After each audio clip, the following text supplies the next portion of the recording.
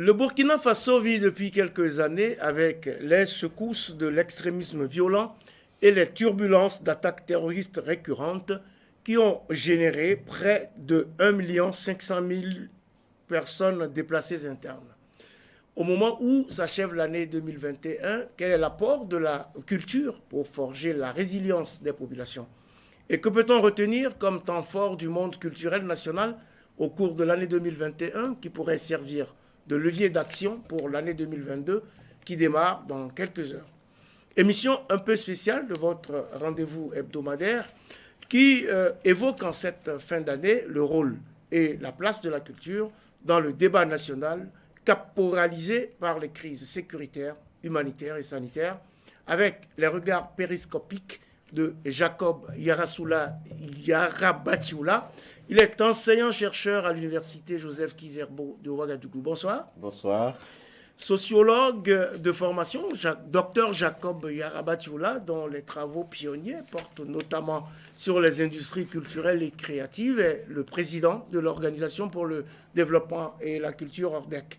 Il a en outre été coordonnateur du festival de musique Les Nuits Atypiques de Koudougou, puis administrateur du centre de développement chorégraphique CDC La Termitière. Auteur de plusieurs ouvrages, il a notamment publié en 2020 aux éditions L'Harmattan à Paris, Industrie culturelle et créative au Burkina Faso, Trajectoire et enjeux d'une part, et Industrie culturelle et créative au Burkina Faso, Analyse des filières d'autre part. Merci d'avoir accepté notre invitation. Bienvenue sur le plateau de Périscope. Merci infiniment. Également sur ce plateau aujourd'hui, Lossi Herman Kwene, il est directeur des affaires juridiques et du contentieux du Fonds de développement culturel et touristique FDCT. Bonsoir. Bonsoir. Juriste et administrateur du cinéma et de l'audiovisuel, Lossi Herman Kwene est un touche-à-tout dans son domaine, de la réalisation de documentaires et de fiction à la caricature et à la bande dessinée, en passant par le droit des affaires, le droit d'auteur, la législation du cinéma et le financement des projets culturels et touristiques. Il faut savoir que celui qui dirige les affaires juridiques et le contentieux du Fonds de développement culturel et touristique depuis 2016 a notamment réalisé le court-métrage de fiction intitulé « Follow, il était une fois », qui faisait partie de la sélection officielle du FESPACO en 2017 et de la sélection officielle de Caravane des cinémas d'Afrique à Lyon en 2018. Merci d'avoir accepté notre invitation et bienvenue sur ce plateau. Merci à vous. Et puis je reçois aussi Inoussa Samandoulougou. Il est le secrétaire général de la Confédération nationale de la culture, mais aussi secrétaire général de la Fédération nationale des professionnels de la scène, FN Pro Scène. Bonsoir. Bonsoir. Artiste musicien, celui dont le nom de scène est Fat Lion, a déjà sorti plusieurs albums, notamment Reggae New System en 1992, Burkimdi ou Intégrité en 1999, Voltaïque en 2001 et un maxi en 2020. Évoluant dans le reggae, Fat Lion, qui a occupé et assume encore de nombreuses responsabilités dans le monde musical et artistique, était aussi, de 2010 à 2020, le secrétaire général du syndicat national des artistes musiciens et assimilés du Burkina, CIMAB. Merci d'avoir accepté notre invitation. Bienvenue sur ce plateau. Merci à vous. Mesdames, Messieurs, à nouveau bonsoir. Bienvenue sur le 151e numéro de votre émission Périscope, qui reçoit pour vous spécialement, non pas deux, mais trois invités. L'année 2021 s'achève et la situation nationale reste dominée par les crises sécuritaires, humanitaires et sanitaires. Des crises qui continuent d'impacter négativement les activités culturelles au Burkina.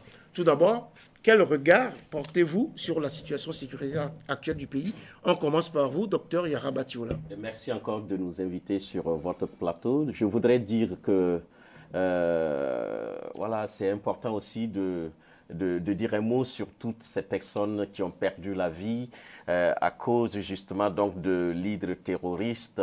C'est avoir une pensée pour toutes ces personnes qui n'ont pas la joie aujourd'hui ou encore hier et qui sont secouées justement donc par ce problème que nous connaissons. En tout cas, courage à chacun et à chacune. On espère qu'on va y aller. Donc la situation, pour revenir à votre question, la situation sécuritaire dans notre pays est très préoccupante. Elle est beaucoup elle s'est dégradée au fil des années. 2016 jusqu'à aujourd'hui, c'est comme si on avait une sorte donc de pente raide justement qui s'est dressée comme ça, et on a vu la situation se dégrader comme dans un film, mais la réalité est telle qu'aujourd'hui, on est obligé de constater avec tout le monde qu'on vit une situation jamais égalée et qui préoccupe plus d'une personne. Cette situation a meurtri donc des Burkinabés. Cette situation aussi a contraint des acteurs comme les acteurs culturels à repenser donc leur mode de fonctionnement. Cette situation aussi a bouleversé un peu donc les habitudes donc de l'État, du gouvernement burkinabé. Je pense que c'est une situation qui nous a secoués, qui nous a malmenés et qui nous a à un moment donné même fait douter de notre capacité à répondre à des questions aussi complexes. Donc, moi, je vois l'année 2021 avec donc les attaques terroristes comme étant une grosse épreuve pour le Burkina Faso. Une grosse épreuve dont on pourrait sortir en 2022. Quel regard portez-vous sur la situation sécuritaire? Oui, Monsieur Koueli. Alors, merci pour la question. Je ne vais pas revenir sur les propos du docteur qui a rappelé, en tout cas, ces épreuves assez douloureuses que nous sommes en train de vivre. Mais quand je me réfère aux chiffres, c'est assez alarmant. Vous avez plus de 2900 écoles qui sont fermées. Vous avez plus de 400 000 enfants qui sont privés de scolarité. Vous avez environ 84% donc, de personnes déplacées qui sont vulnérables et qui représentent environ des couches ou des personnes qui sont vulnérables. Je vais notamment parler des femmes, je vais parler donc des enfants. On a plus de 2 500 000 personnes qui sont déplacées internes. Ce sont les derniers chiffres de novembre 2021. Bien sûr. Donc c'est assez préoccupant et je pense que comme le docteur l'a dit, il faut revoir, peut-être qu'on va en arriver, le paradigme de lutte contre le terrorisme. Il faut revoir le paradigme, c'est votre avis aussi.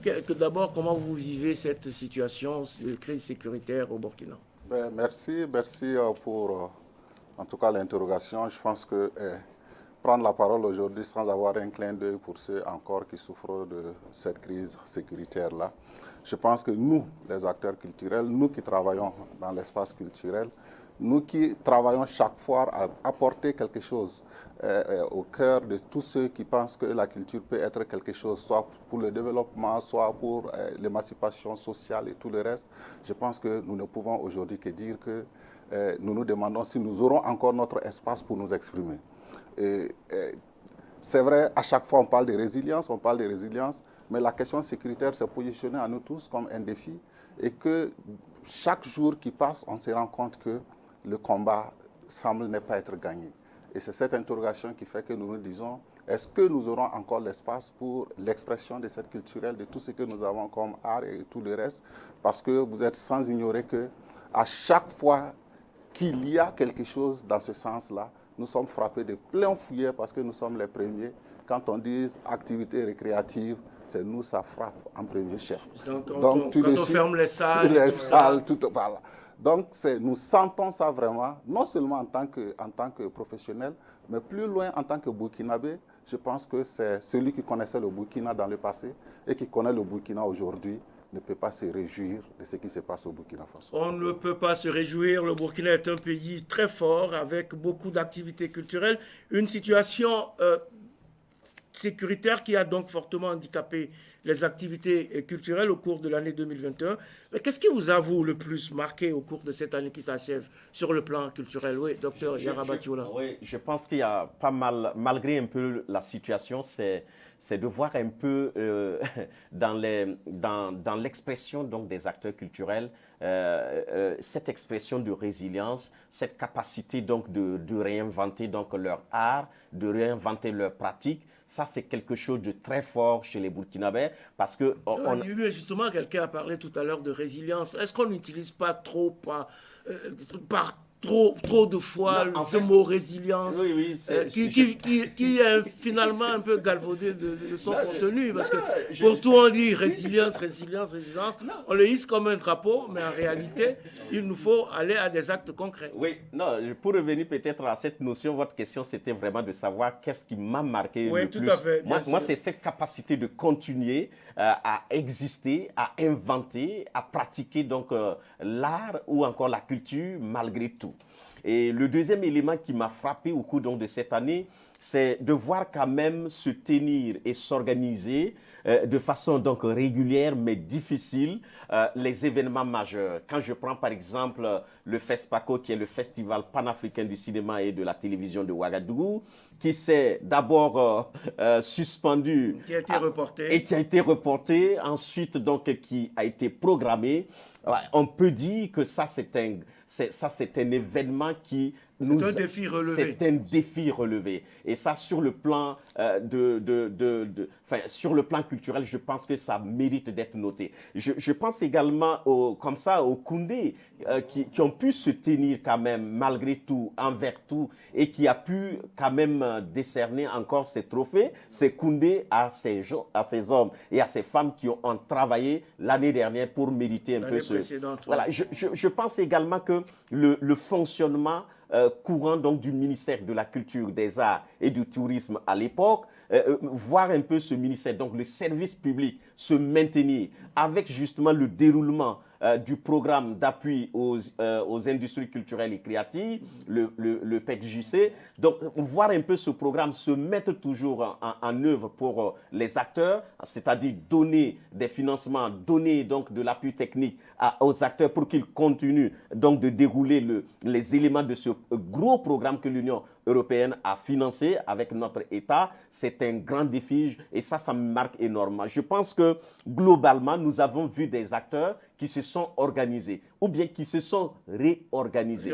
Voilà. En tenant compte de la menace, en tenant compte aussi de la pandémie de la Covid-19. Les deux sont majeurs. Quand vous prenez d'abord la menace terroriste, on a vu pas mal donc de lieux.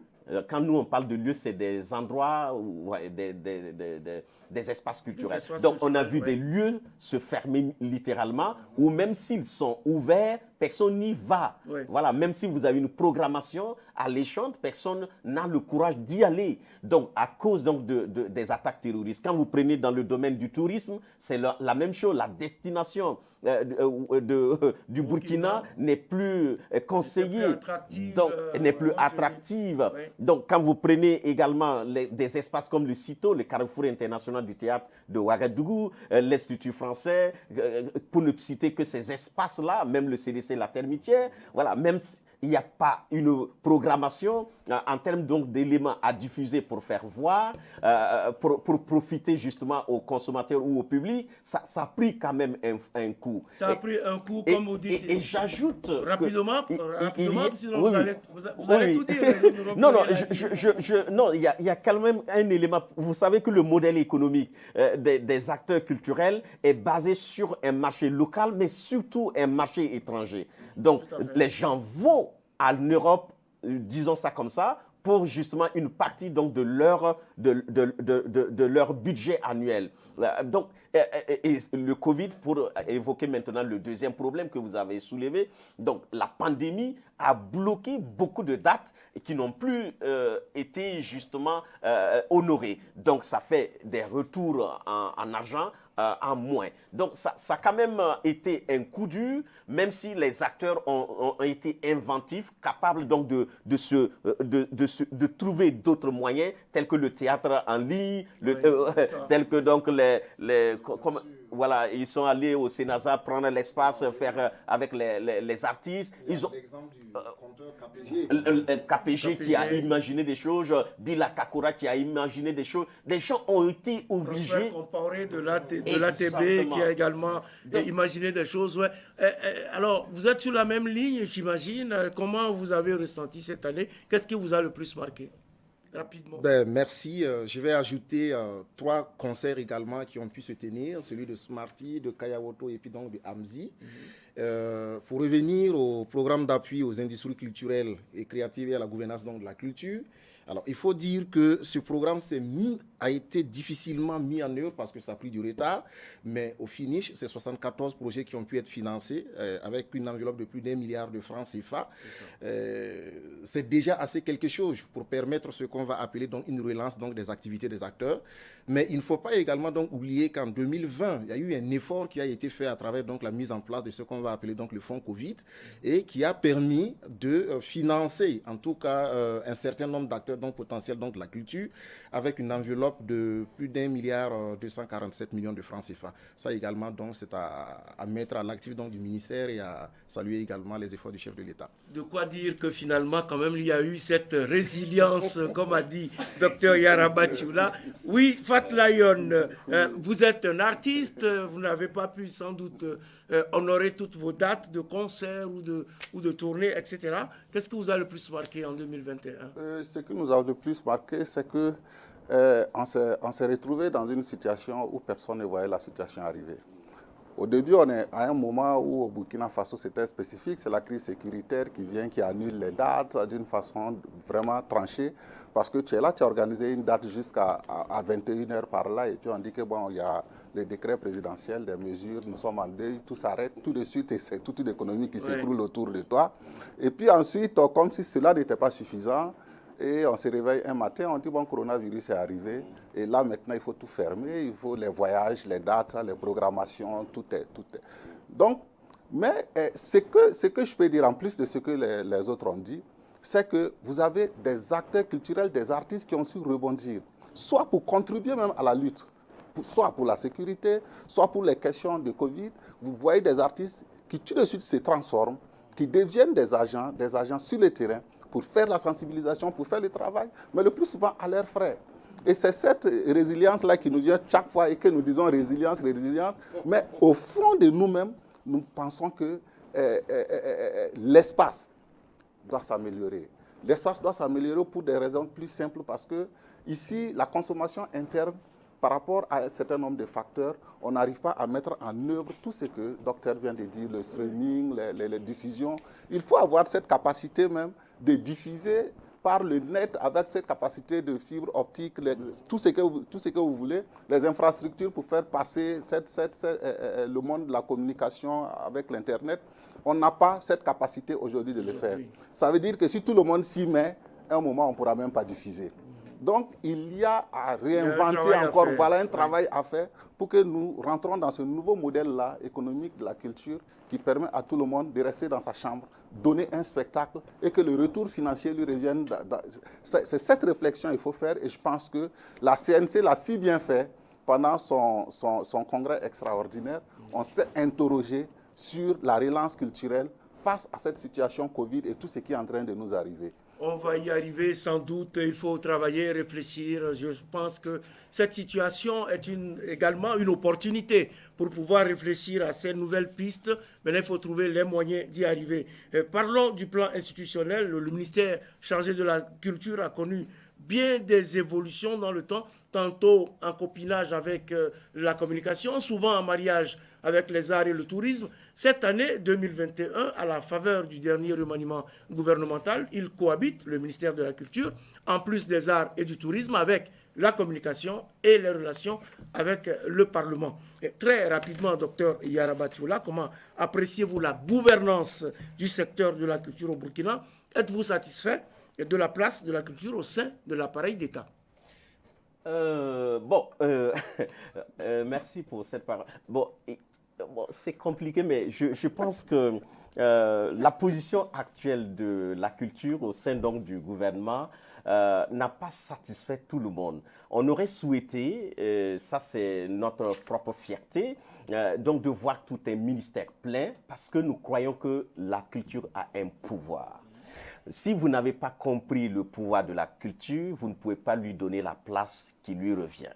Si vous comprenez les enjeux et le pouvoir de la culture, dans le contexte que nous sommes en train donc de vivre, vous allez lui donner toute la place qu'il sire, quelles que soient donc les contraintes justement au sommet de l'État. Donc, je vais dire que si le ministère de la Culture, des Arts était un ministère plein, avec une feuille de route pour faire en sorte que son effort converge vers donc les efforts donc de l'État global, pour lutter contre donc, la crise sécuritaire et sanitaire, l'extrémisme violent, et constitue les missions donc, du ministère de la Culture dans la durée, on aura donc des résultats, ma foi, 5 ans, 10 ans à venir. Si on part donc du principe que ce phénomène, s'il s'enracine, il est difficile à déraciner, et qu'on mette en place donc un mécanisme culturel ou un système qui nous permet justement de le traiter à long terme, on dira au ministère de la Culture, votre rôle, c'est de nous construire des hommes et des femmes dignes d'être burkinabés et de valoriser tout ce que nous avons en partage, telles que donc des valeurs d'intégrité, des valeurs donc du travail bien fait et de l'amour pour la patrie. Le ministère de la Culture a ce rôle. Maintenant, l'arrimage avec donc la communication n'est pas méchant en tant que tel. Parce que ce n'est pas la première fois. Parce que d'abord, ce n'est pas la première fois. Ça se fait également ailleurs. Si on met un peu d'intelligence dans cet arrimage, en faisant en sorte que la culture soit portée par tous les outils de communication et de l'information pour justement transmettre les messages que nous voulons que tous les Burkinabés entendent. Si la lutte contre le terrorisme est idéologique, si effectivement les terroristes arrivent à pomper nos frères, nos sœurs, par justement donc des types de messages qui les emballent, oui, que nous ayons une réponse en termes donc de contenu qui emballe également et qui fait battre le cœur de tous ces jeunes-là pour la patrie et non pas contre la patrie. Il faut qu'on soit culturellement fort. Il faut qu'on soit culturellement fort. Adopter une réponse. Quand on a un ministre délégué à la culture, nous pensons que c'est trop faible. On aurait souhaité avoir un ministre délégué pour mon frère et ami Maxime Koné pour l'administration. Voilà, parce que pour lui, c'est beaucoup, c'est gros, mais il n'en a pas. Et c'est notre affaire là qu'on a pris, donné un peu. Bon, donc ça nous donnait, dans le milieu en tout cas, on n'était pas du tout content, mais on s'est dit que le profil donc, de la ministre, également ce qu'on sait donc de du docteur Tamboura, ils vont être assez pratiques, pragmatiques, pour faire avancer les choses. Pour faire avancer les choses. Donc notre espoir est resté collé à la qualité des hommes et à leur capacité de réorganiser l'administration publique culturelle avec justement cette intelligence qui porte la communication comme étant aussi un moyen, mais aussi un outil, donc qui pourrait porter donc toutes les actions de la culture et des arts pour que nous puissions jouer donc contre donc le terrorisme. Il faut jouer contre le terrorisme. Avec cet attelage, il va falloir donc travailler très fort pour que, effectivement, aussi bien la culture entendue comme la discipline créative et industrielle puisse être prise en compte, mais également la culture comme ressort, comme socle pour lutter contre l'extrémisme violent. Bien sûr, parce que comme le docteur l'a dit, en fait, la domination culturelle est la porte d'entrée de toutes les autres formes de domination. Et donc, la guerre contre le terrorisme, en fait, c'est une guerre psychologique. Si on s'en tient à un paradigme qui n'inclut pas donc la culture, c'est clair qu'on ne peut pas avoir donc des résultats donc probants. Donc, si on est d'accord que la culture a un rôle fondamental à jouer dans la lutte contre l'extrémisme violent, c'est de voir est-ce que le fait de faire cet arrimage avec le ministère de la Communication est indiqué quand on sait que quand le ministère lui-même était un ministère plein au regard donc des ressources financières, on avait donc assez donc de difficultés pour mener donc à bien donc les activités. C'est de voir quelle est la synergie qui va être donc mise en œuvre ou déployée entre les deux départements pour qu'on trouve en tout cas des résultats assez probants. C'est ce que je peux dire. Et quand je fais le lien par rapport donc à l'histoire, pour parler un peu de la guerre froide, ou quand vous prenez par exemple donc le régime nazi, vous allez voir que la culture a joué un grand rôle dans ce qu'on va appeler véhiculer donc des messages pour galvaniser en tout cas donc les populations et les amener donc à comprendre la effectivement. La culture qui prône la suprématie de la race aryenne. Bien sûr, de la race aryenne. Alors oui, vous êtes artiste, vous avez un ministère qui englobe à la fois la communication, les relations avec le Parlement, la culture, les arts et le tourisme. Comment est-ce que vous appréciez cette gouvernance au niveau de l'État ? Non, je pense que les autres sur le plateau sont suffisamment diplomatiques. Ils essaient d'enrôler les choses de façon chaude. Et je voudrais dire au Burkina Faso que nous avons été choqués. Nous, les acteurs culturels, on a été choqués. On a été choqués pour une seule chose. Au moment où on a plus besoin de la culture, c'est en ce moment où on relègue la culture au second plan. Ça, déjà, ça choque de prime abord. Et de l'autre côté, peut-être qu'on dira les expériences passées. Si je serais peut-être 20 ans en arrière ou 15 ans en arrière, autre situation, je pouvais apprécier la culture et la communication pour dire l'arrimage peut se faire à un certain niveau, de telle sorte que l'autre porte l'autre. Mais ici, on a entièrement besoin de la culture. Je dis à chaque fois, la question sécuritaire est rattachée aujourd'hui à la question culturelle. Tout ce que nous vivons, le djihadisme et tout le reste aujourd'hui, c'est des questions de culte, c'est des questions culturelles, etc., etc. Il n'y avait qu'à renforcer le secteur de la culture. Mais c'est au moment où, bon, je disais ça à quelque part sur le net, je disais, j'ai l'impression que notre discours ne passe pas auprès des autorités. Vous prenez un secteur depuis 2009, qui est un secteur de planification jusqu'à aujourd'hui. Planifier tout le secteur de la culture, ça a été des générations d'administrateurs culturels. Oui. Donc aujourd'hui, pour prendre ce secteur-là, et même pas le secteur planifié qui tire le secteur non planifié, que les amis de la communication m'excusent. Nous, on est arrivé à un secteur planifié. La communication était sous-attendue, un sous-secteur que nous devions consommer en son temps pour pouvoir renforcer la planification des secteurs culturels. Aujourd'hui, c'est la communication qui nous consomme. J'ai dit au Burkina Faso, on a été déjà choqués.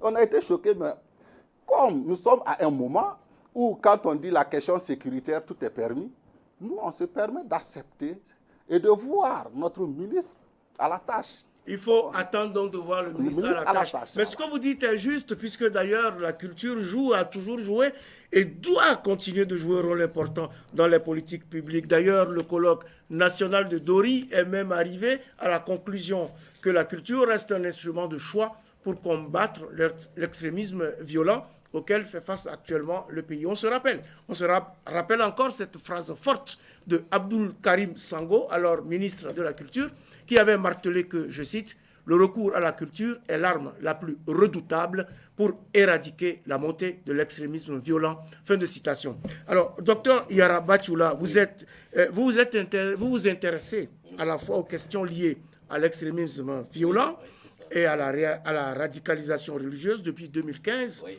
Que pensez-vous de cette affirmation, vous qui travaillez aussi sur les industries culturelles et créatives? Je pense que mon frère Sango a dit quelque chose de vrai et ça a un sens pour nous aujourd'hui d'entendre une haute autorité reconnaître la place donc, de la culture face à un problème qu'une société ou que notre organisation, notre vivre ensemble connaît. Donc, quand on déclare ceci, ça veut dire qu'en même temps qu'on est prêt, en tant que ministre, en tant qu'autorité, à mettre donc les moyens ou encore à mobiliser donc les ressources pour que ça soit une réalité. Donc c'est cette dimension que je vois donc dans cette déclaration qui place la culture au cœur donc de tous les enjeux et qui en fait justement l'arme redoutable. Si vous éduquez très bien votre enfant, vous avez des chances qu'il vous ressemble. Vous avez des chances qu'il ait des valeurs, qu'il partage des valeurs, les valeurs donc de votre famille, de votre société, de votre monde. Mais s'il n'a aucune valeur ou de référent auquel il fait appel quand il passe par des moments difficiles, il peut se laisser justement balloter par n'importe quel courant ou n'importe quelle doctrine. C'est pourquoi nous pensons que l'éducation, la culture et les arts constitue une arme si on veut structurer la lutte contre donc, le terrorisme et qu'on veut prévenir la radicalisation des jeunes parce qu'ils entendent et ils agissent. Quand on leur tend un billet de 10 000 francs et il commence déjà à avoir le cœur qui palpite parce qu'il n'a jamais vu un tel billet et qu'il se rappelle que son père ou sa mère lui a dit que méfie-toi donc de l'argent facile, il s'en rappellera et il aura la vie sauve et il sauvera sa nation. Mais s'il est pressé d'avoir de l'argent facile, donc il va se laisser enrôler et entraîner justement donc dans des groupes armés terroristes et aller contre ses propres frères pour avoir de l'argent. Donc si vous apprenez aux enfants par la culture et les arts qu'il faut travailler pour mériter son salaire, il faut donc être intègre, il faut aimer sa patrie, vous avez des chances d'avoir donc une nation constituée d'individus qui partagent des valeurs qui sont nécessaires pour la cohésion et pour le vivre ensemble. Oui, mais ce sont justement ces valeurs-là qui sont en cause, qui sont en question. On a des valeurs de référence, mais malheureusement, le colloque national de Lori a fait état de ces questions-là. Mais aujourd'hui, il y a comme une dichotomie entre ce qu'on dit, ce qu'on connaît, ce qu'on reconnaît et ce qu'on fait véritablement, n'est-ce pas, M. Kouéné? Oui, je suis d'avis. Et pour un peu remédier donc à ça, au niveau du Fonds de développement culturel et touristique, en partenariat avec un partenaire BUCO, donc Coopération Suisse, nous avons lancé un appel à projet, un appel donc thématique qui traite des questions de l'extrémisme donc violent, de la radicalisation, de la cohésion donc sociale. Et nous avons donc pour vocation de susciter en fait donc la création donc artistique pour accroître au moins les supports donc d'expression culturelle qui permettent aux jeunes de renouer avec donc ces valeurs ancestrales que nous avons. Alors oui, mais justement, on parle beaucoup de perte de valeur, au point d'ailleurs que ce colloque de Dori a appelé à la restauration, à la mise en œuvre d'un certain... Justement, est-ce que vous vivez cette perte de valeur et qu'est-ce qu'il faut faire pour que ces valeurs-là soient rétablies? Oui, mais bien sûr. Mais je veux dire tout de suite que quand vous regardez, par exemple, la facilité aujourd'hui que les jeunes ont par rapport à l'accès aux médias donc sociaux, ça pose un problème. Ça pose un véritable donc, problème. Il n'y a pas de censure. Et vous savez qu'à travers donc, ces médias donc, sociaux, il y a une forme donc, de colonisation mentale qui se fait au regard donc, des contenus donc, qui sont véhiculés. C'est de travailler donc, également à faire en sorte qu'il y ait une censure et que les contenus qui sont donc, proposés ou qui sont donnés en tout cas à cette jeunesse-là puissent être donc, des contenus qui sont adaptés à nos valeurs. Et c'est pour cela également qu'on revient toujours sur le rôle et la place donc, de la culture au niveau donc de l'éducation. Je crois comprendre qu'il y a eu un projet comme ça.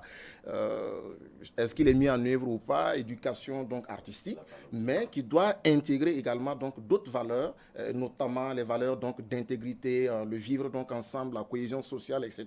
Sinon, on ne peut pas gagner cette guerre contre le terrorisme si on n'intègre pas donc ces dimensions-là. Alors, vous êtes artiste, comment est-ce que vous faites pour marier ces valeurs-là dont on parle dans votre vécu quotidien et aussi dans vos expressions artistiques vis-à-vis du public, puisqu'il y a beaucoup de gens qui vous regardent et qui vous suivent. Comment vous faites pour être un exemple de ce point de vue-là? Non, tout à l'heure, dans notre prise de parole, nous avons si bien dit, au moment où on a besoin de la culture, c'est maintenant. Il y a quel véhicule mieux que la culture, encore que l'expression artistique, pour véhiculer ce que nous appelons les valeurs culturelles dont nous parlons tous les jours. Demandez à un élève d'un certain niveau quelles sont les valeurs burkinabées prônées. On n'en connaît pas. On ne vit pas selon ces valeurs. On a les regards tournés vers l'extérieur. Aujourd'hui, c'est par le canal de la culture, des arts, et tout ce que nous avons, l'éveil artistique, l'éducation artistique, c'est par là que nous devions marquer cette génération. Il y a une génération peut-être que nous pouvons appeler une génération de perdus. Mais la nouvelle génération, ceux qui sont plus jeunes que nous, c'est une génération que nous devons commencer à formater selon les valeurs que nous avons, les valeurs burkinabées que nous avons. Et il n'y a que l'art, il n'y a que notre culture, il n'y a que cette tradition que nous avons hérité de nos ancêtres qui se manifeste par notre façon de chanter, la musique traditionnelle, ce qui se dit dans la musique traditionnelle, les cantiques que nous avons. C'était le moment de mettre tout ça en évidence pour dire que ne regardons pas ailleurs, à l'intérieur de nous-mêmes. Nous avons eu un vivre ensemble qui a fait que nos parents se sont aimés. Nos parents ont créé la parenté à plaisanterie. Nos parents ont créé un environnement où le conflit ne peut pas prospérer. Et c'est ça qu'il fallait mettre en exergue aujourd'hui. Aujourd'hui, la démarche ne nous permet pas de dire que nous sommes sur la bonne voie. Ça, je l'ai dit.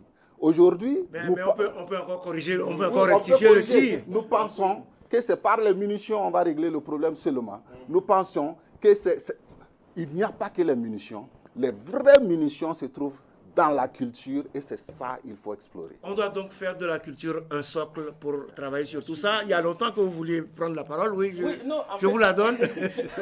Merci pour la parole. Non, je voudrais dire que aujourd'hui, la question de la perte des valeurs au Burkina semble être chantée justement par les adultes. Alors qu'il y en a plein maintenant d'adultes qui n'ont aucune valeur et qui ne peuvent même pas servir d'exemple. Qui ne peuvent pas servir d'exemple. Donc, tous les jours, les jeunes que nous voulons comme des modèles ne trouvent pas de référents, ne trouvent pas donc de modèles. Ils ne savent pas à qui s'identifier. Oui. Et même au niveau de l'armée, on n'arrive pas à s'identifier aisément à des héros ou encore à des supérieurs qui incitent justement à la bravoure. Donc, partout, c'est comme si on avait échoué. L'éducation donc des enfants a pris un coup, et de sorte que, bon, même pour faire appel à la culture, pour rétablir un peu donc ces valeurs, il faut du temps. Il faut dire la vérité aux gens. À partir donc de cette rencontre de Dori, ce qu'il fallait dire, en plus, c'est de dire la vérité. Ce n'est pas pour aujourd'hui. Si nous voulons, dans les 100 ans, avoir des résultats d'une société où il y a des individus qui ont des valeurs propres à nous, qui les expriment sans complexe, commençons aujourd'hui. Commençons maintenant. Mais si vous dites que non... Mais le fait est qu'on ne commence même pas. Le fait, c'est que c'est timide. Et quand vous êtes dans ce type de dossier, on vous dit qu'il n'y a pas d'effet immédiat. Et le public a besoin donc de résultats. Ouais. Donc, je suis désolé, mais... Mais pendant ce temps, on est phagocyté par ce qui vient de l'extérieur, comme on l'a dit. On devient une société de consommation et on est phagocyté, on devient même acculturé. Oui, mais écoutez, vous partez au Nigeria, vous allez vous rendre compte que la production est là, à portée de main. Les productions sont en langue anglaise, c'est vrai, mais beaucoup de productions sont en langue yoruba, en langue quoi. Donc, les populations ont une offre culturelle et artistique abondante et qui permet justement donc cette consommation. Ici, si vous voulez produire un film, c'est la croix et la bannière. Si vous voulez faire sortir juste un clip, vous allez faire le tour de tous les ministres pour avoir un peu d'argent. Alors que c'est pour justement organiser et contribuer donc justement à cette éducation. Restons sereins. Parce que je crois que si on prend effectivement conscience que les questions, on a une perte vertigineuse des valeurs et que cela concerne nos enfants, mais également les adultes, parce que tout le monde court vers l'argent, tout le monde court vers le matériel et qu'on ne donne pas donc aux jeunes l'envie donc du travail bien fait, on ne donne pas aux jeunes l'envie justement pour aimer leur pays jusqu'à donner de leur sang pour justement ce pays, on ne peut pas aller loin.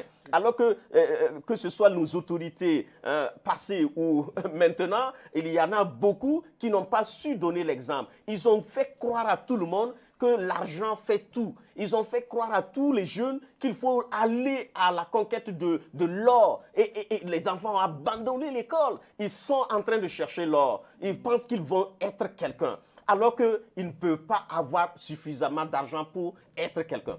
Être quelqu'un, il faut s'éduquer. Il faut s'éduquer, il faut s'asseoir sur les valeurs et c'est une construction longue. On va revenir un peu sur, parce que vous représentez des structures ici, très rapidement, parce que le temps passe très vite. Vous êtes, artiste, mais aussi secrétaire général de la Confédération nationale de la culture, dont le rôle est, je cite, de renforcer la structuration, la synergie et les capacités des acteurs culturels non étatiques en vue d'améliorer leur contribution au développement culturel, économique et social. Fin de citation. Alors, comment gérez-vous les différentes composantes de la culture au sein de cette confédération? Oui, merci pour ce bâton tendu. Non, il y a une dynamique aujourd'hui au Burkina Faso. Nous sommes à... il faut dire que nous sommes un peu embryonnaires dans la structuration, mais nous sommes un modèle dans la sous-région, même en Afrique. La Confédération nationale de la culture est une structure de 6 fédérations. 6 fédérations qui sont bâties sous le modèle de la stratégie nationale de la culture, de la politique nationale de la culture, qui a aussi structuré le secteur en plusieurs composants. Et c'est par rapport à ces composants, les fédérations, les filières se sont créées. Et chaque filière a en tête une fédération, une fêtière, pour conduire la structuration, l'organisation et tout le reste. Le processus est en train d'être déballé. Aujourd'hui, la synergie entre les fédérations, la synergie CNC et puis les acteurs culturels, je pense que nous sommes en construction. La construction que nous avons aujourd'hui, c'est de pouvoir émailler le territoire national. C'est de pouvoir être partout dans les hameaux de culture aujourd'hui au Burkina Faso pour que la question culturelle soit portée par les militants à la base. Et je pense que c'est ça notre mission jusqu'à aujourd'hui, la structuration. Et l'axe qui consiste même à structurer les secteurs de la culture déjà pour nous, le secteur non étatique pour nous déjà est un chantier très vaste déjà, très vaste pour nous déjà. Donc nous sommes en train de travailler, je pense qu'avec le Fonds de développement culturel et touristique et le ministère de la Culture, des Arts et du Tourisme, bon, je ne connais pas aujourd'hui ce qui va se passer dans les relations futures, mais nous sommes très avancés sur un certain nombre de questions qui vont se déballer sur le terrain aujourd'hui, avoir 13 sections régionales dans 13 régions du Burkina Faso, avoir des sections au niveau des provinces, avoir des sections, des sous-sections au niveau des communes. Et c'est ce travail qui est en train de se faire sur le terrain aujourd'hui. C'est pour dire que nous avons un champ, en même temps que nous voulons un champ participatif depuis la base, et nos terrains sont en train de se rétrécir avec un certain nombre de questions parce qu'on ne peut plus circuler comme on veut, on ne peut pas aller en profondeur, mais je pense que nous gardons espoir. Nous gardons espoir que, en tout cas, les prochains jours seront meilleurs. Et il faut garder espoir puisque le fonds est là et puis le financement coule. Créé en 2016, donc le Fonds de développement culturel et touristique assure, à travers un accompagnement financier, je cite, le développement des industries culturelles et touristiques, le renforcement des capacités techniques des opérateurs culturels et touristiques, ainsi que la mise en place d'un mécanisme d'information sur les industries culturelles et touristiques. Fin de citation. Autrement dit, M. Kouéné, le financement et le développement de ces industries ne devrait plus être un problème, n'est-ce pas? Et pourtant... Parce que quand je fais le point assez rapidement, c'est vrai que de 2017 à 2020, nous sommes à au moins 255 projets donc, financés sur l'ensemble donc, du territoire national avec une enveloppe de plus de 2 milliards 400 millions de francs CFA, avec une part belle pour le prêt, les projets prêts, et puis environ 600 millions pour les projets qui ont été financés sous forme donc, de subventions. Mais ce qu'il faut dire, c'est que, pour revenir donc à votre question, quand on regarde par exemple donc, le budget prévisionnel donc, du FDCT 2017-2020, vous allez voir qu'on était à une planification de moins 11 milliards. Mais en termes de mobilisation donc, des ressources auprès de l'État, nous ne sommes même pas à 30% de mobilisation puisqu'on a pu mobiliser qu'environ 3 milliards donc, de francs CFA. Et quand on fait le lien avec donc, les besoins de financement donc, exprimés par les acteurs, qui est de l'ordre de 19 milliards de francs CFA, vous voyez que le taux de satisfaction couvre environ 10,4%. Donc, ce qui est un gap assez énorme. Et c'est pour cela qu'au niveau, donc, en lien avec les missions donc, du FDCT, il y a un défi énorme ou majeur qui nous a été confié, qui est lié à la mobilisation donc, des ressources. Et nous sommes en train donc, de travailler dans ce sens-là. Il y a déjà... le PEC-JC qui est une réalité donc avec l'Union européenne. Il y a la coopération suisse donc qui nous appuie. Il y a également donc la Wallonie-Bruxelles internationale. Si tout va bien, peut-être à partir de 2022, on pourra commencer donc à lancer des appels à projets conjoints. Et tous ces apports-là viennent de l'étranger une fois de plus. Oui, c'est pour cela qu'on parlait de l'effort en fait donc de l'État dans comment est-ce que je vais dire ça, dans le financement donc des mécanismes que lui-même il a accepté donc de mettre en place. Voilà, j'ai pris l'exemple sur 11 milliards, donc en termes de prévision, si l'État n'a pu mettre à notre disposition que 3 milliards et quelques, vous voyez qu'il y a un gap. Aller chercher quelque part. Bon, il y a une activité que nous sommes en train donc, de mener qui porte sur donc, les sources pérennes, donc de mobilisation donc, des ressources. Avec la ministre donc, sortante, on a essayé de présenter donc, le projet au niveau donc, de la sortie, d'accord. Sortie, d'accord. Donc, on a présenté donc, le projet au niveau donc, de l'Assemblée donc, nationale, mais bon, on attend de voir. Sinon, si logiquement... on arrive à mettre donc en place les sources donc pérennes. Quand on prend rien que le secteur donc la boisson, on peut se retrouver donc à une mobilisation d'environ 9 milliards donc par an, ce qui n'est pas rien. Ce qui n'est pas rien. Oui, docteur Yarabatioula, vous avez sans doute eu affaire au CNC et puis au fond. Ce sont des acteurs que nous regardons dans le cadre de nos recherches. C'est aussi des collaborateurs. Nous appuyons chaque fois que la demande est faite, tous ces acteurs. Nous pensons que, par exemple, la Confédération nationale de la culture est un outil dont l'État central devait se servir. Ce ne sont pas des opposants, ce sont des partenaires. Il faut se regarder comme étant justement des partenaires. Et dans le cadre pratique justement de la lutte contre le terrorisme et du défi sanitaire, moi je pense qu'on pouvait les mettre au premier plan justement donc de la stratégie. Il faut penser justement la stratégie en les mettant à contribution, non seulement dans la réflexion, mais dans la mise en œuvre donc des programmes et des projets pour justement arriver à construire la nation que nous voulons et le pays que nous voulons. L'outil qui est le fonds est un outil que tous les acteurs ont appelé de leur vœu. Il faut travailler à le protéger contre donc tous les prédateurs, contre la malgouvernance, parce que le jour où ils vont faire un faux pas, tous les partenaires s'en iront. Parce qu'ils ne sont pas là pour autre chose, ils sont là pour financer les acteurs culturels, pour faire en sorte que les activités et les initiatives de notre pays puissent apporter donc le développement et la cohésion sociale. Et enfin, je pense que le ministère donc de la Culture, c'est un acteur majeur qui devrait donc mobiliser tous les acteurs à la base pour en faire justement des partenaires qui vont travailler à affirmer la feuille de route qu'on a donnée au ministère en matière donc de lutte contre le terrorisme, mais aussi la riposte sanitaire. Je pense que c'est de façon concertée, avec beaucoup plus donc de tact et d'humilité, les uns auprès des autres, chacun apportant sa contribution, qu'on pourrait justement apporter quelque chose de durable et qui construit notre pays. Alors, vous l'avez dit tout à l'heure, la pandémie de la Covid-19 a dynamité certains grands rendez-vous nationaux et internationaux. Le FESPACO, le Festival panafricain du cinéma et de la télévision de Ouagadougou, flambeau culturel national, a failli en pâtir, mais la 27e édition s'est finalement tenue en octobre dernier au lieu de février-mars. En revanche, la Semaine nationale de la culture, par exemple, n'a pas eu lieu, n'a pas eu donc cette chance. Alors, l'artiste, d'abord, Fat Lion, comment vous appréciez ces rendez-vous, ces grands rendez-vous qui positionnent le Burkina sur la carte de l'Afrique et du monde? Je crois que Dr Yarabatioula en avait déjà parlé. Qu'est-ce que vous en pensez? Non, je pense que c'est des initiatives majeures. C'est des rendez-vous aujourd'hui qui parlent du Burkina Faso. Rien que le festival panafricain du cinéma et de la télévision de Ouagadougou est une révélation de la capacité du Burkina Faso non seulement à organiser des événements, ce qui a été une signature de tous les Burkinabés. Nous marchons un peu de par le monde. Quand tu dis que tu viens du Burkina Faso, on dit l'homme du FESPACO.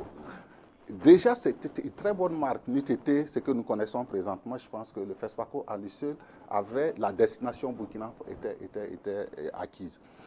La Semaine nationale de la culture, il faut dire la Semaine nationale de la culture dans le contexte dans lequel il était né, voilà. C'était une occasion pour les Burkinabés à l'intérieur de se connaître, de se frotter, de valoriser tous les essors culturels que nous avons, tout ce que nous avons comme patrimoine culturel, etc. etc., etc.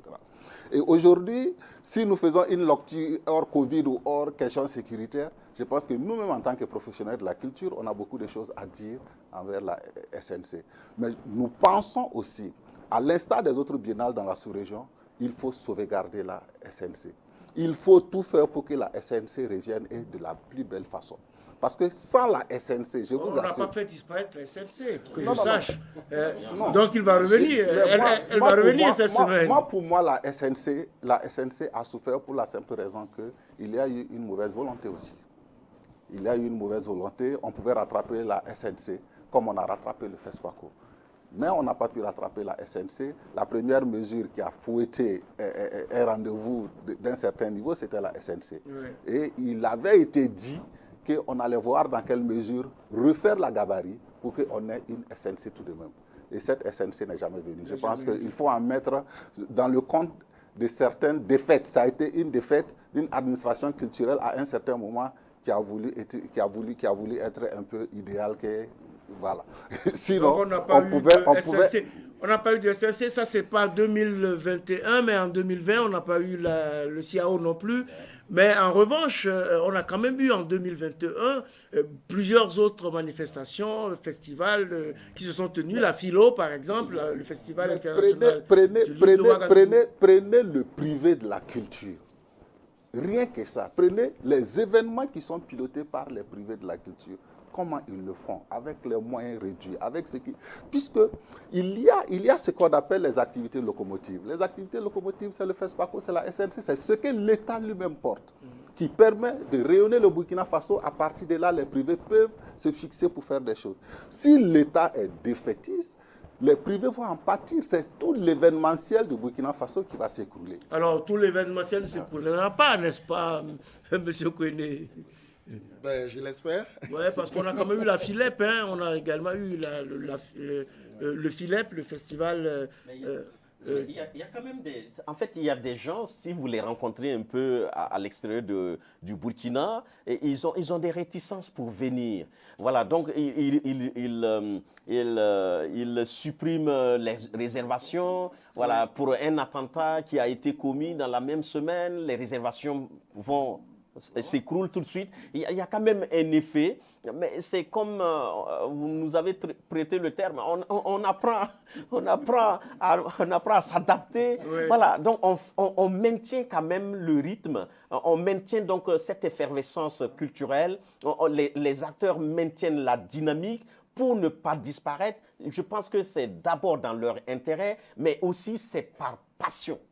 La passion donc de l'art, la passion donc de mener quelque chose, de faire quelque chose et de ne pas sombrer et de permettre aux Burkinabés de rester debout malgré tout, avec tout. Je pense que c'est cette passion des acteurs qui justifie la tenue de certaines activités. Et ces activités font du bien au Burkina. Les 16 annulations ne font pas du bien, pas seulement pour l'événement en cause, mais également à toute une économie qui gravite autour, comme les hôtels, les restaurants, les petits cultures. Alors, on va terminer cette émission avec des propositions, parce que je sais que vous êtes plein de propositions. On n'a plus beaucoup de temps, mais si vous aviez des propositions à formuler, tout de même, quel levier devrait-on actionner pour une meilleure prise en compte de la culture et des activités culturelles en 2022? On commence par vous, vous n'avez pas beaucoup parlé.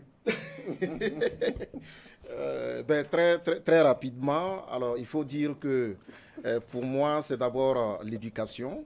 Voilà, il faut éduquer, il faut sensibiliser. Deuxièmement, c'est au niveau donc des réformes en lien avec donc le département en charge donc de la culture, des arts et du tourisme, qui de mon point de vue doit être un département donc souverain. C'est donc pas un ministère rattaché à un autre ministère, mais il doit être donc souverain, avec d'autres missions donc à lui assigner en lien avec donc la lutte contre le terrorisme. Justement, voilà. On ne reviendra pas là-dessus en 2022. Troisièmement, c'est de faire en sorte que les mécanismes qui sont là pour financer donc les projets culturels voient leur capacité financière renforcée, et pour permettre que les acteurs ou les créateurs arrivent donc à faire des créations donc de masse, et qu'on ait en tout cas un accroissement donc des supports d'expression donc culturelle qui doivent donc véhiculer donc des messages qui prennent en compte les thématiques qui sont développées donc ici, extrémisme violent, radicalisation, le vivre donc ensemble, cohésion sociale donc, etc. Mais je voudrais revenir un peu très rapidement pour parler en fait du rôle de la culture, qui pour moi, vous avez évoqué donc le cas donc du FESPACO. Quand vous regardez comment est-ce que le ministère trime pour boucler donc le budget du FESPACO, oui. Et quand vous regardez en l'espace d'une semaine ou de 8 jours, ce que la contribution donc du FESPACO à l'économie donc nationale, c'est immense. Vous avez parlé tantôt du secteur du transport, la restauration, l'hébergement, etc. Donc, nous pensons qu'il faut revoir tout ça pour donner à la culture les moyens qu'il lui faut et pour davantage produire donc des résultats. Alors, Fatlayon, Inoussa Samandougou, 1 minute. Non, il faut, pour moi, chez moi, c'est clair. Hein, c'est des débats qu'on avait dilués depuis un moment pour dire que la question politique est en train de se résoudre sur la culture. Mais aujourd'hui, c'est clair, le levier qu'il faut actionner, c'est le politique. C'est le politique qu'il faut actionner. Les acteurs, en tout cas, la capacité de capture. Le politique doit être audacieux. On doit aller sur les chantiers qu'il faut pour faire avancer les choses. On ne doit pas aujourd'hui attendre, parce que les gens pensent que la question culturelle, c'est une question folklorique. Nous ne parlons pas ici de folklore. C'est ça. Nous parlons ici du ciment culturel, ce que nous avons comme patrimoine. C'est ça qu'il faut valoriser. Dès que ça c'est valorisé, ce que nous sommes, et que la question normative est réglée. On a besoin d'avoir un espace où on peut créer, un espace où on peut exercer, un espace où on peut échanger facilement, etc. C'est de ça qu'on a besoin. Et il n'y a que le politique pour nous aider. Le politique doit donc jouer sa partition en 2022. Docteur Yarabatioula, vous avez beaucoup parlé, donc vous avez juste 30 secondes.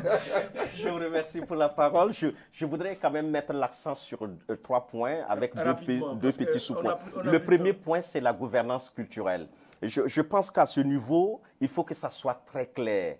Le ministère ou le sous-ministère de la culture dans le gros ministère doit faire quoi dans la lutte contre le terrorisme? Si ça c'est clair, le deuxième élément, c'est de chercher la synergie des acteurs.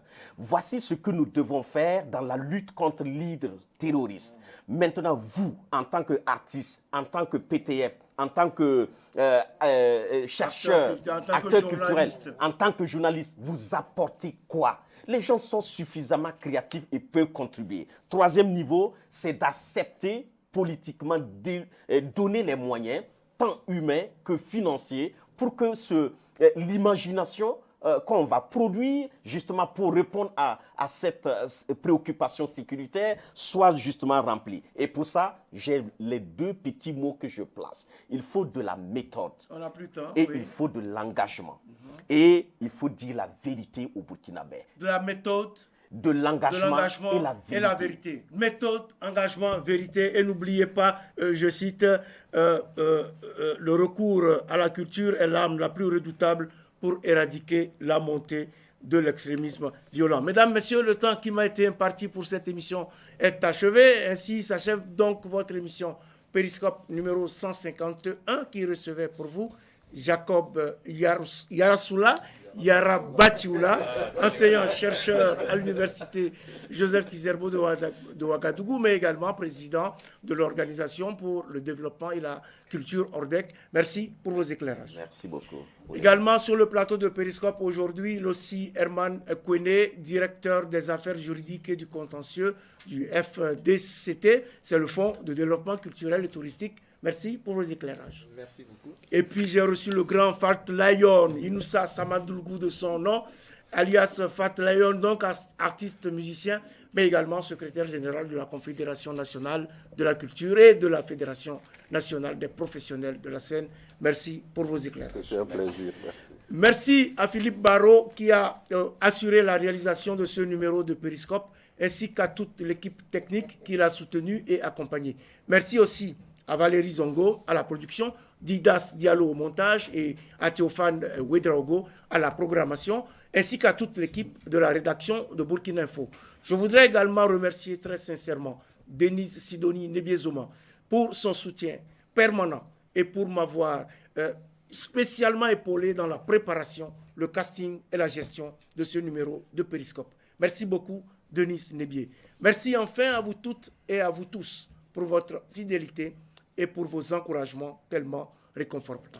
Mais n'oublions pas de toujours prendre soin les uns des autres et prenons également date pour le prochain numéro de Périscope, même jour, même heure, sur la chaîne qui vous donne les clés du monde.